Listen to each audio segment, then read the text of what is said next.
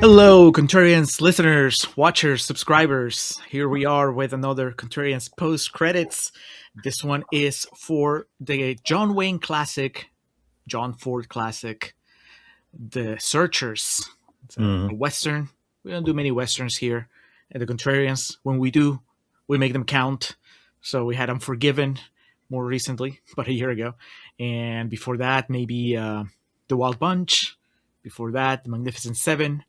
So not a whole lot of them, but I think that the ones we've chosen to take care of have been kind of important as far as film history goes. And then on Patreon, we just did Open Range, which is probably too recent to claim any sort of legacy.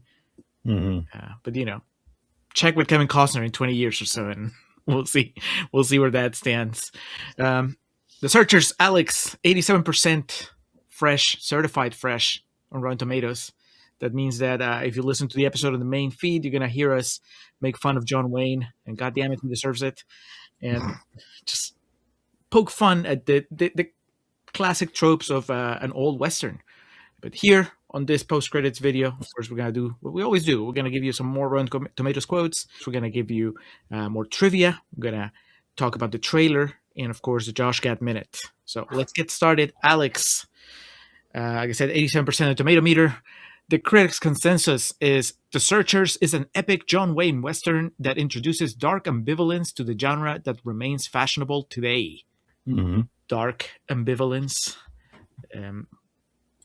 I know we established that you've seen more John Wayne movies than me, as in like this is my only John Wayne movie so far. So I don't know if you can say that this performance is the same or along the same lines as his usual performance. Like, is this dark John Wayne or is it just standard John Wayne? But it seems like the consensus is that this is darker than usual. Well, yeah, we talk about in the episode. He's a huge asshole in this movie, like overtly so. So, and his lack of caring is very evident. So yeah, the tone is darker than just John Wayne Save Day. Okay, someday we might do another John Wayne movie, and I look forward to seeing what it's like when I want to do The Conqueror. Oh, okay, well that's a different kind of dark. Yeah. I think it gets mentioned actually, and I quote. First, we're going to go to Miles Standish from the St. Louis Post-Dispatch, who says, the combination of director John Ford and star John Wayne has again produced a crack Western, the best since Shane in The Searchers. Have you seen Shane? I have not. Have you heard of Shane? I have. Just never gotten around to it. I'm trying to think. So that would have been recent in comparison. It came out in 1953. So it wasn't like a long time prior. Jack Palance, that's who's in it. I was trying to remember the big name I know that's in it. Is he Shane? Or is he... He's not. He's a bad guy? Alan Ladd is Shane. Okay. I know the name. I've heard of Shane since forever. I think that's, again, people that know Westerns more than I do, that's one of their touchstones. But here we go. Elston Brooks from Fort Worth Star Telegram, DallasFortWorth.com, says, Wayne, always at home in the saddle, makes a fine bounce back from his embarrassing performance in The Conqueror. Hunter carries the picture well on those occasions when it's handed to him. Hunter is his co-star, the guy that plays his sort of nephew, adopted nephew. The Conqueror, Alex, it's come up time and again on the show as one of those movies that you want to make fun of, you want to analyze at some point. I'm trying to see when it came out. So it was the same year, but it was just several months prior. Okay, so it literally, it's a bounce back, just like from the. So was it a flop, The Conqueror, or was it just in poor taste, but people still went to see it? I mean, it had a $6 million budget and it made $9 million. I mean, people died because of it, so it was a flop in some sense. A moral flop. You've seen it, right? Or is it just you've heard the legend? No? Okay. No, yeah. I just know about it because it's one of those that in the age we live in is not really available on the internet. But I did find a box set at Walmart like last year. I remember telling you about this. that it was like a 10 movie box set of John Wayne, and it has The Conqueror in it. So I still haven't watched it. I'm waiting for the right reason, and maybe I don't know if we could do a full episode on it, but because the story is John Wayne plays Genghis Khan, and then also the whole shooting downwind from a nuclear radiation site and cast members getting cancer years later.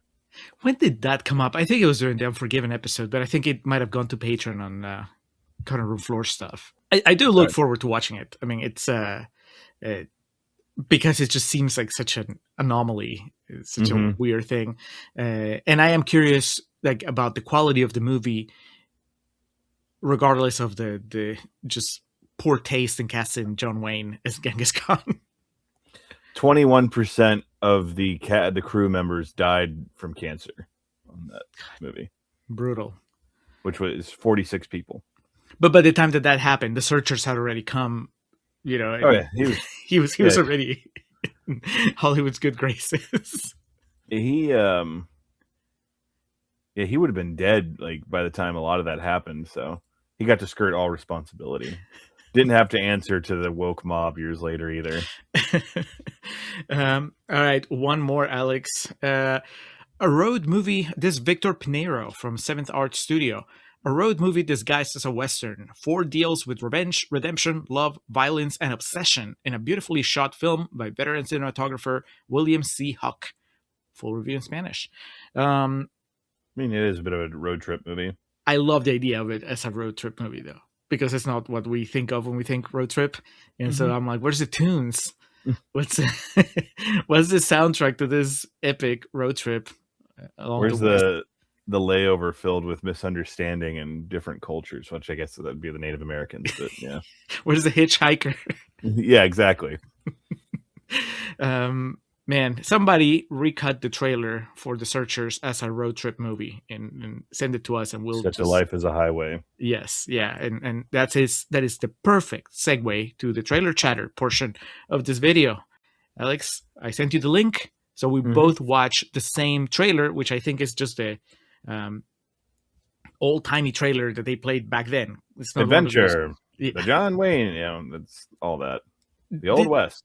Did you think that it painted John Wayne as more heroic than he is in the movie?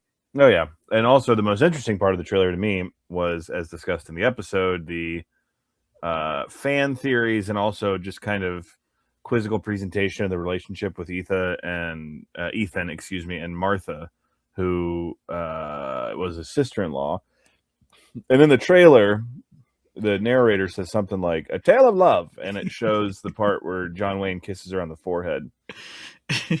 Because there's the theory that the girl who gets kidnapped is John Wayne's, daughter from an affair. Gives away a lot. Yeah. I mean, as old trailers were prone to do, it shows literally the last scene or the setup for the last scene in the trailer, which is fascinating.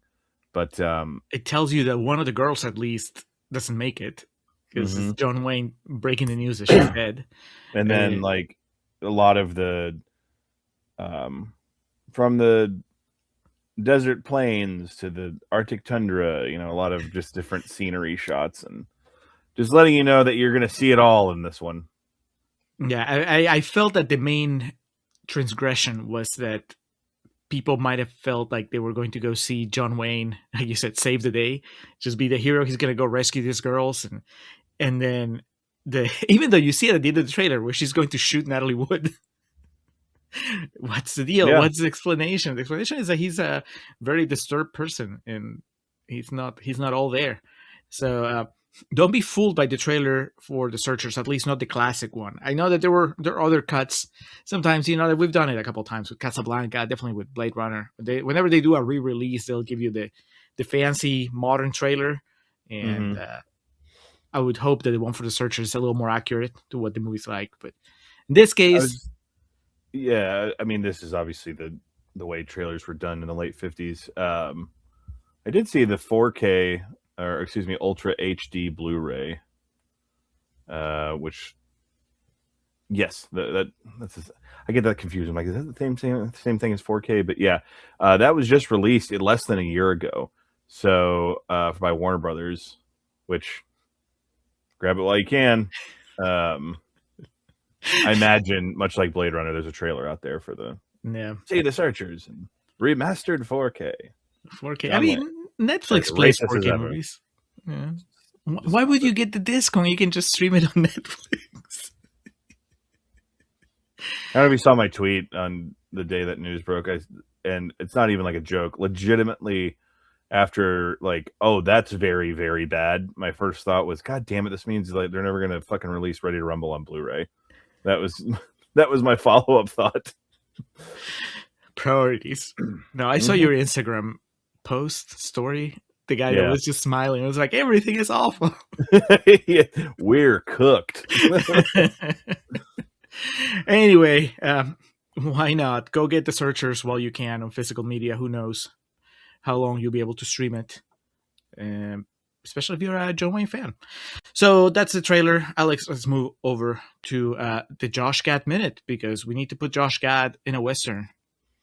Can't replace John Wayne in John Wayne's movie, but we could pair him with John Wayne if we want to. If Martin, we want to replace Jeffrey Hunter with Josh Gad. I think you'd have to inject a bit more comedy, though, like Josh Gad learning how to ride a horse and shoot a gun. Or I think the more natural fit, because this character is kind of funny without trying to be, the Charlie McCory, basically the guy who comes in and poaches Martin's gal. Yeah. Ken Curtis is the actor's name. I think he's trying to be funny. I don't think it's accidental. Accidental is the wrong word, but it's not like slapstick. But yeah, he's definitely like trying to be a tough guy around like legitimate tough guys in the movie's version of it. And I think there'd be like a lot of room for Josh Gad to work with that. Otherwise, I mean, we could cast him in a very problematic way on the other side of the coin. He could be Scar. He could be Scar, and he would get a musical number. Or, you know, there's a lot of, well, he could be the captain, the local captain there, the Reverend. You know, he's an old guy in the movie, but we could just replace him with Josh Gad here. And I mean, there's plenty of room for little bit players, but I think either Martin or Charlie is going to be the best bet to get the most Gad. Martin's a tall order, because can you imagine John Wayne having to put up with Josh Gad? Like, he wouldn't find him funny. It would be Tommy Lee Jones and Jim Carrey. If John Wayne had come along 20 years later, that's like a movie he would have had to have done at the turn of the 21st century to like keep his stock afloat. Yeah. A la Robert De Niro and Eddie Murphy. Robert De Niro and fucking Meet the Parents, even, you could say. Yeah. But I was thinking of what was that movie Jack Nicholson did with Adam Sandler? Anger Management. Yeah. So you know where I'm going. If John Wayne had made it that far, he would have had to have done something like that if he wanted to stay around. Did Brando have one of those? I'm thinking of legendary old actors. Did Brando have the Island of Dr. Moreau? Was that one of his? Yeah, Pay the mortgage movies. Who's the other fella in that? Is it Val Kilmer? Val Kilmer is one. It's like a trio. It's I think it's David Thewlis, Val Kilmer, and Brando. The three of them in three separate movies. Yeah, I don't know. I mean, he was in Superman. So Brando kind of, you know, made an outline of what it was going to be like for accomplished actors in the decades to come. You protest your Oscar, and then all's fair. All right. Well, Josh Gad, I mean, I would feel bad for him having to put up. It's John Wayne putting up Josh Gad, but also modern day woke Josh Gad putting up with John Wayne. It would be Ethan. You can't call him that anymore. Yes. And then sings, breaks into song. All right, that's it, Josh Gad. We're putting a lot of responsibility on your shoulders, so don't let us down whenever that Searchers remake comes around. Straight to Netflix. And now we're gonna close with trivia. Alex, what do you have for us? Well, The Searchers was released on May 16th of 1956, premiered at the Chicago Theater. which is right across modern day, present day. It's right across the street from the Gene Siskel Film Institute. Oh, nice. Yeah, there's a little bar, like what do you call it? A little like sitting area at the Siskel that has a window that faces the Chicago theater. So it doesn't have to be a booze, but you can get a coffee or a soft drink or something if you're waiting for your movie. It's kind of just like a lobby and go out there, and it's really cool. Budget of $3.75 million.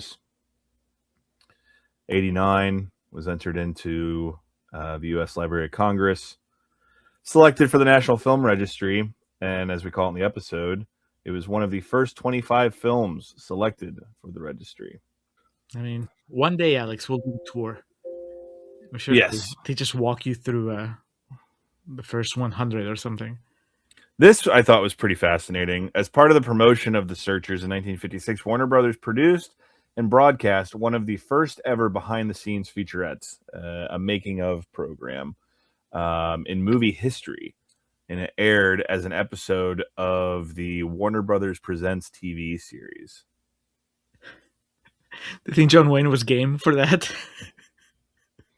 Like The Undertaker getting filmed backstage in the 90s. Like, what the fuck are these cameras doing here? You're killing the magic.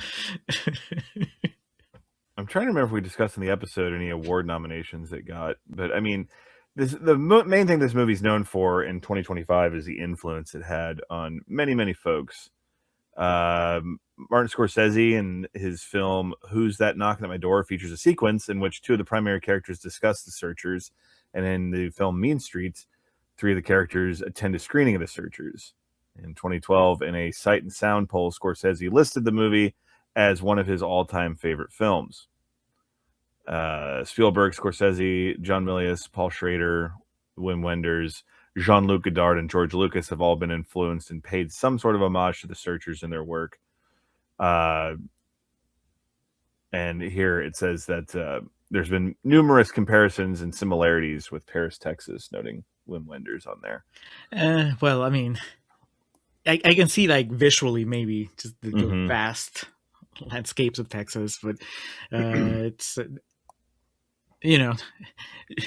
I always do this whenever there's those comparisons. Like, you move the John Wayne character to Paris, Texas, and you move the main guy from Paris, Texas to The Searchers, and very, very different movies. You just reminded me, because I was when I was pulling up the trailer on YouTube, one of the results I got was Quentin Tarantino talks about The Searchers, and I was like, oh, who is he gonna talk shit about here? Is he gonna talk shit about John Wayne? Just for context, as we record this, Tarantino's in hot water for being really mean to Paul Dano, and it's objectively funny. I don't give a shit. I love Paul Dano, I do, but like it's so funny that of all people, Tarantino just, I mean, he, I guess, cut a promo on several actors and movies and whatnot, but saying that he's the worst actor in SAG, that is such a like funny insult. I'm sorry. As far as I know, Paul Dano hasn't like replied yet. He hasn't. His people haven't issued a statement. Yeah, but he also called out Owen Wilson. He called out Owen Wilson. I think Matthew Lillard. Matthew Lillard is the one that's been vocal about just saying that his feelings were hurt. So, which, being genuine, I'm curious if Tarantino's ever seen SLC Punk, because Matthew Lillard's really good in that movie. That's a lot of people have been saying that. They're like, I think this just shows that Tarantino's not familiar with his filmography. He's probably seen him in Scooby-Doo and I don't know. The first Scream. Yeah. That's the only movie he's seen him in, and he just thought that's what he's been doing for 20 years or 25. Jesus, that movie's 30 years old. Fuck me. Well, anyway. QT, it's just like a 4-minute thing, so you can look it up on YouTube, and I'm just going to give you the very short summation, which is that he also didn't care for The Searchers. He kept trying to get into it because he knew all those people you just listed, Spielberg, Milius, Scorsese, like they all worshipped the movie, and he just couldn't get into it. And then finally he rewatched it recently, as far as when the clip is from, and he was like, okay, I finally got it. And it was that he learned to appreciate it as a representation of the traditions of these people that are settling, these white settlers and whatever. But that's all like whatever. The big part comes at the very end, and it's almost like a throwaway when he goes and he I don't know when this is from, but he's like, you can't cancel John Ford, but he said, but I had canceled John Ford before cancel culture was a thing. Sounds like him. Yeah. Like, okay, QT. Go back to talk to Bret Easton Ellis. See what else you can rile up there. Vince Gilligan said the ending of the final episode of Breaking Bad was influenced by the film. Which I've only watched that show once, so I'm trying to remember exactly how it ends. Walter gets capped, right? Yeah, so he builds up. He shows up at the bad guy's place with like a gigantic machine gun. Spoilers for Breaking Bad if you haven't seen it yet. But he basically rescues Jesse, who's being kept captive there. And then they have their face off. And he's asking Jesse to kill him. And Jesse gets away. Yeah, I remember Jesse crying and laughing when he gets away. And then isn't the last shot like a pan up or pan down of Walt's face? Like, yeah. After Jesse leaves, I guess Walter falls because he's been shot. And he hadn't told him that, and then he dies. And I don't see it.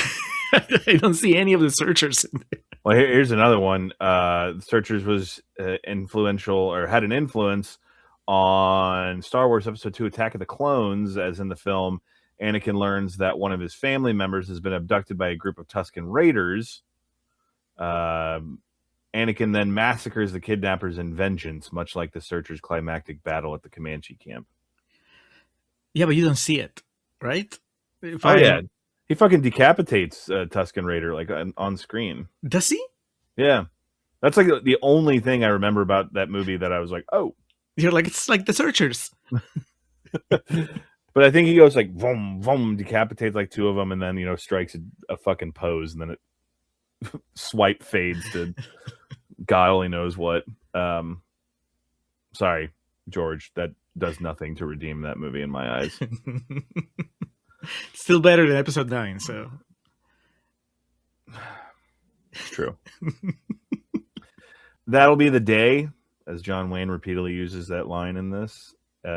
Buddy Holly saw this movie at a movie theater in Lubbock, Texas, and used that as the inspiration to be the song "That'll Be the Day." That'll be the day. Da, da, da. I'm going to guess you're not familiar with the music of Buddy Holly, Julio. No. I know the Wizard song, Buddy Holly. Who was it? Who played Buddy Holly and got an Oscar nomination? Was it Nick Nolte? Is he wearing glasses? I'm no. the guy from Wizard. Not Nick Nolte. It was Gary Busey. Same kind of blonde, crazy white man. Yeah, exactly. The Buddy Holly story from 1978. Yeah, Gary Busey played Buddy Holly and got an Oscar nomination for it. I've heard it's quite fantastic. So maybe one day can bring it to the table. Has a 100% rating on Rotten Tomato, Julio. What? Wow. Okay. And then wrapping up here with the Searchers, I mentioned the 4K release. It was originally released on VHS and Betamax in 1980.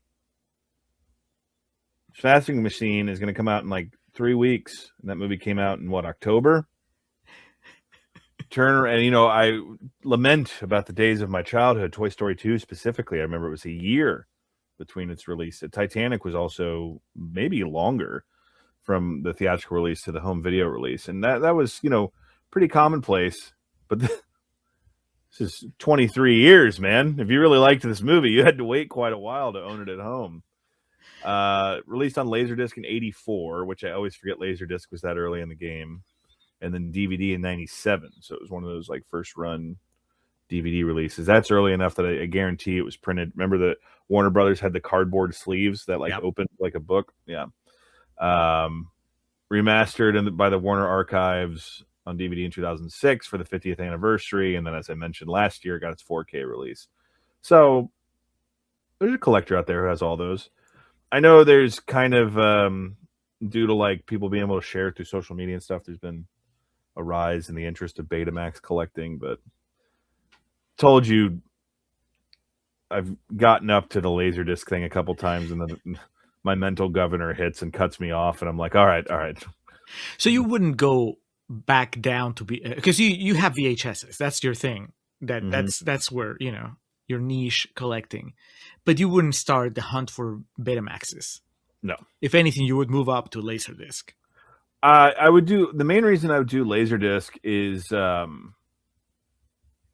because I can still hunt for it the way I do other physical media. Because like Half Price Books or places like that have like a Laserdisc section. Recycled Books in Denton has a pretty hilariously big. Like last time I was there, they had like over 100 Laserdiscs just chilling there. They had a Some Like It Hot like deluxe set, and I was like, I might just buy this just to have it. But then I was like, I know if I do, I'm gonna want to find a player and whatnot. So. Okay, I thought I read this correctly, or we discussed this, I should say, in the episode, but I just wanted to confirm as a closing point. The Searchers received infamously, zero Academy Award nominations. Okay, so they were still mad at him about The Conqueror. Well, okay, so there's some of the reasons. Generally, Westerns at that point in time struggled to get much Oscar love as they were seen as kind of, big, dumb action movies. Around the World in 80 Days, The King and I were that year, and those kind of dominated. If I remember, was it Yul Brynner and The King and I? Yeah. And then this point here says it was produced outside of the major studio system at the time, and that played a lot more into helping getting nominations. So interesting, but obviously it's endured the test of time with seemingly everyone except for Quentin Tarantino. I mean, he's sort of turned a corner according to that. He uncanceled John Ford after he came to the realization that it's actually a decent movie. Then he was like, all right, cancel culture's got nothing on me. And all right, well, that was The Searchers. If you haven't listened to the episode yet, we'll go ahead and do it, because we go through the entire plot, we make fun of it, and then we tell you how we really feel. And I don't think we've really talked much about our specific personal feelings about the movie. So that's all on the podcast feed. Coming up next, we look more peek behind the curtains. We already recorded all the episodes for December, and as we realized as we were recording the last one, there's a bit of a through line of you can call it toxic masculinity, you can just call it testosterone overload, whatever you want to say, but it starts with John Wayne here, and then it continues next episode as we discuss 44-inch chest, British drama with a pretty solid cast of character actors, right? Would you say? Ray Winstone, Ian McShane, John Hurt, Tom Wilkinson, Stephen Delaney. Would you call them that guys? Like British that guys? Or are they a little higher than... You and I would distinguish them as higher than that guys, but your typical American going movie audience would see Ray Winstone and be like, oh, it's Jack Nicholson's henchman. Yeah, Frenchie. And then the British audiences are like, oh, those are our superstars. Yeah. That's our Mount Rushmore. Yeah. Anyway, watch 44-inch chest. It's rotten. So we'll be saying really nice things about it in Contrarians Corner. But that's it. Thank you for watching. Thank you for listening. And we'll talk to you again soon.